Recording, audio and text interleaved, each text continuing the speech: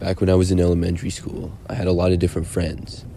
During those times, I went to several sleepovers, usually with my best friend James or some of my other good friends. At one point during 5th grade though, I remember that I had a friend named Orion. I was pretty good friends with Orion, but not like best friends or anything. I thought he was cool though. He was one of my newer friends because the previous year was his first at my school. I'd been to his house once before for his birthday, and I think his parents were rich or something because their house was super nice. He also had all the latest video games and a giant TV. So one day, he invited me over to have a sleepover at his house, and I was really excited. His mom called mine later in the day, and then the next day, I went to his house after school. When I got to Orion's house, I was surprised to see 2 other kids there. There were 2 guys who seemed to be our age, but I didn't recognize them. They weren't Orion's brothers because I knew he was an only child. He introduced me to them and said they were his friends from his last school. Their names were Joey and Thomas. I had no idea that Orion was having other friends over as well. It made me a little less comfortable because I didn't know these guys, but I figured that it would still be fun. Orion kind of started talking to Joey and Thomas and didn't seem to pay as much attention to me. He talked about things that I didn't really know about, and I felt like the odd man out. We played video games, but had to take turns because there were 4 of us and only 3 controllers. After hours of that, we finally decided to go to bed. We were all going to sleep in Orion's basement. They had a big room with several couches and also had a couple of air mattresses. 2 of us would take the 2 couches, and the other 2 would take the 2 air mattresses. I took the couch which was on the end of the room, closest to the stairs. I really didn't know what time it was when we all went to sleep, but it had to be pretty late. At one time during the night, I woke up. When I did, I saw that Thomas was crouched down at the end of the couch that I was sleeping on. He appeared to be going through my backpack. I mostly had school stuff inside of it, but had a bunch of other stuff as well. I was confused as to why he was doing this. Before I had a chance to sit up or ask him what he was doing, he stood up with my backpack in hand and walked out of the room. I sat up looking around wondering what Thomas, a kid I barely knew, was doing with my backpack. Everybody else was sleeping. About a minute later, I heard his footsteps coming back and I pretended to be asleep. When he was back in the room, I opened my eyes to see. I saw Thomas, but he no longer had my backpack, and my backpack was not back at the end of the couch either. Then, Thomas got back to his air mattress and went back to sleep. I fell asleep again shortly after, and the next morning when I woke up and my backpack still wasn't there, I confronted Thomas. In front of everybody after we were all up, I asked Thomas why he took my backpack during the night. I said that I had seen him. He started laughing, but I could tell in his face that he was nervous. He said that he never touched my backpack, and he didn't know what I was talking about. I described to him in detail what I saw, but he still denied it, and he started to get mad at me as well. I asked him where my backpack was, and then showed everyone how mine wasn't there. They suggested that I didn't even bring a backpack. Now this really made me mad, because it seemed like Joey and Orion were both taking Thomas's side. I told them that I was going home, and I needed my backpack. Then I called my mom. She came to pick me up, and even went inside Orion's house, and we both looked for it. But eventually, Orion's parents basically kicked us out and said that if it turned up, they would call us. I went home furious. Obviously, I had taken my backpack to Orion's house because I had gone there straight from school, and I always brought my backpack to school.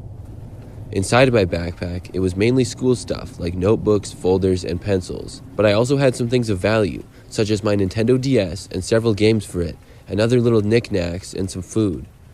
I told my mom all about what had happened, and she told me she would call Orion's parents again the next day if they didn't find it. This was a Saturday, and the next day, on Sunday, when I woke up, I went outside, and on the front step of my house was my backpack. However, it was open and emptied out, except for the school supplies. Literally everything was gone from it other than my notebooks, folders, and pencils. I was livid. The next day at school, I told Orion all about it, and surprisingly, he still took the side of his friend Thomas. He said that he had no clue how my backpack would end up at my front step, and then he got mad at me for accusing Thomas of stealing from me, and said that Thomas was his best friend. That basically ended our friendship, and I never hung out with him again, and barely even spoke to him for the next 2 years until he changed schools again. I really don't know who left my backpack at my front step. There's no way that Thomas would know where I lived. Overall, this was one of the creepiest things to happen to me.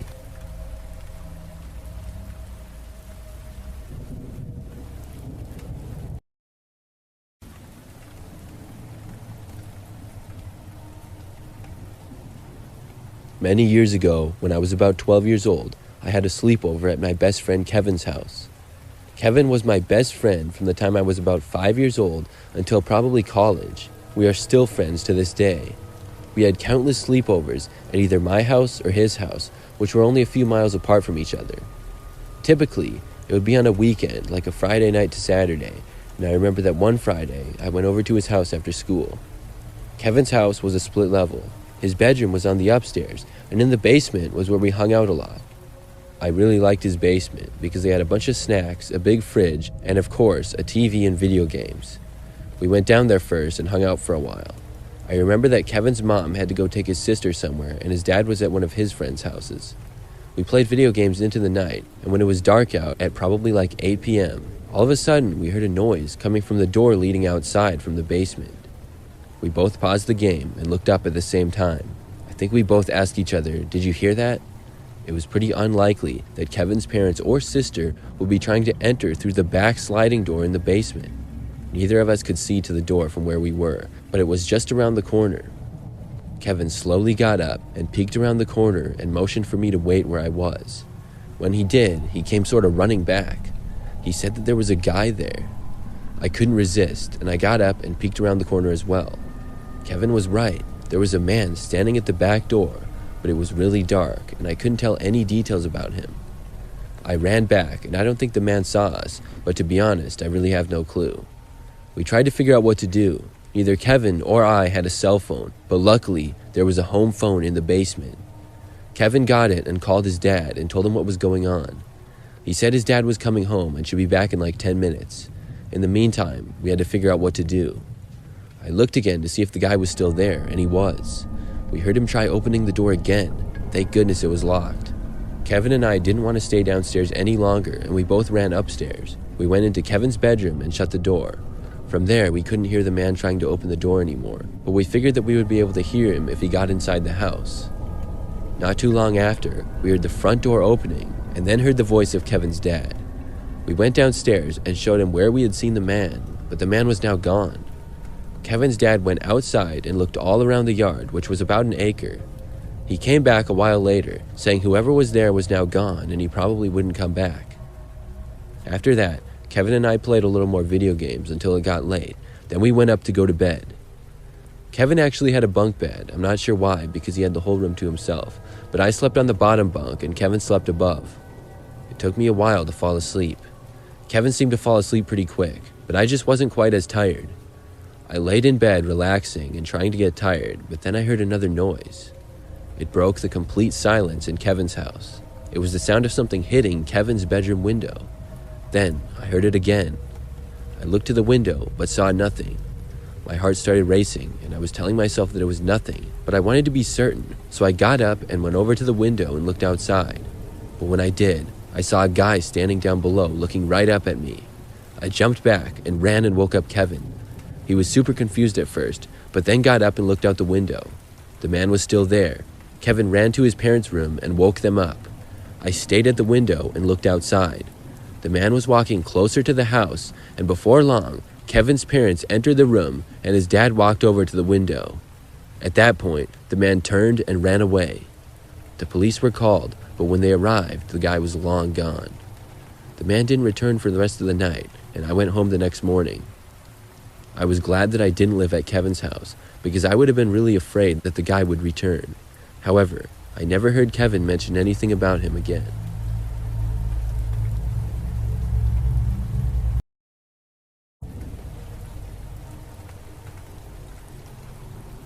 This story happened about a year ago. I worked for a company where I would have to travel occasionally for work projects. During one work project in particular, I carpooled and traveled with a coworker named Jake to an area about 4 hours away. I will start out by saying that even before my trip, my overall impressions of Jake were that he was sort of weird. I wasn't all that excited about the idea of just he and I traveling together for work, but when Jake asked me to carpool with him, I just said, sure. Immediately, I hated myself for saying yes so fast, but I didn't want to insult him by saying no. Plus, he offered to do all the driving. I figured that without having to drive, I could tolerate him, and we left that morning and had a long and busy day of work. By the time we were done on location, we had some things that we needed to wrap up.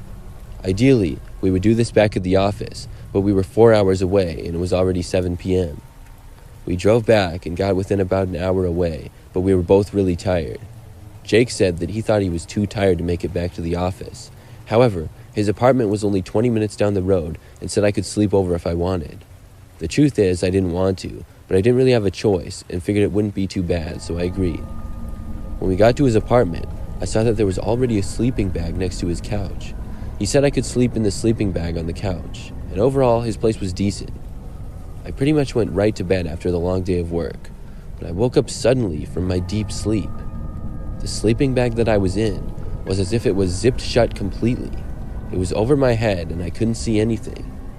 I felt around to try to lift the sleeping bag from where my head was, but I couldn't find the top of it. Then I realized what was going on. The top of the sleeping bag was being held shut. It was really hot in there and I was sweating. I also felt like I was running out of air. I tried sitting up, but it was difficult. I was still being held down, and I realized that somebody must be holding the top of the sleeping bag closed. I started hitting at the area and trying to wiggle myself off the couch. At last, I was able to escape. Whoever had been holding the sleeping bag closed was now gone. When I felt the cool, fresh air from the rest of the room hit me, it was refreshing. But as I did, I looked around the very dark living room, and I saw what appeared to be Jake disappearing into the hallway towards his bedroom, and then I heard the door quietly close and lock. Why had Jake done this to me? Was he joking or was he serious? It definitely wouldn't be a good joke to nearly suffocate someone and then run away in the middle of the night. I was wide awake now, and I looked at the clock. It was 5 a.m., and I had been sleeping for a good 6 hours or so. We would have to leave for work in only a few more hours, so I just went on my phone and stayed up for the rest of the night. I really didn't want to take a risk going back to sleep after what had just happened. When it was about 7 a.m., I got ready to leave and waited for Jake to get up. He got up several minutes later and asked if I was ready to go, then we left. I didn't want to bring up the night before of what had happened, and I was wondering if he would, but he didn't. We drove the next 30 minutes to work in almost silence, and it was pretty awkward. After we got to work, we finished up the project, and thankfully, I didn't have to work with Jake for the rest of the day or the next day. And after that, I never saw him again. Like 2 weeks later, when I hadn't seen him at all, I asked a coworker who told me that Jake had been fired. I wasn't able to find out from anybody why he was fired though, but I was glad that he was gone. I remember that I had been friends with him on Facebook, so I searched for him, but he was now gone from Facebook. I thought maybe he deleted me, but after searching, I still couldn't find him. I'm not sure what happened to him or where he went, but I'm almost certain that he tried to suffocate me that night.